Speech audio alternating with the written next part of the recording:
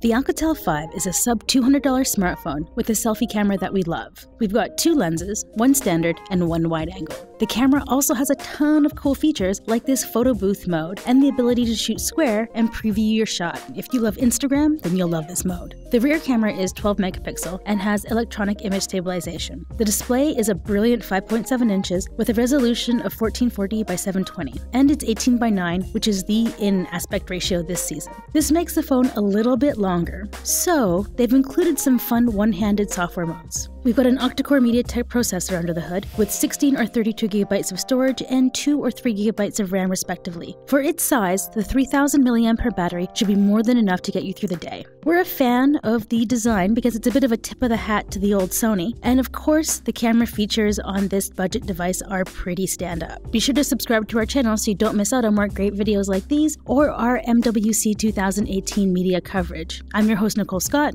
for Mobile Geeks.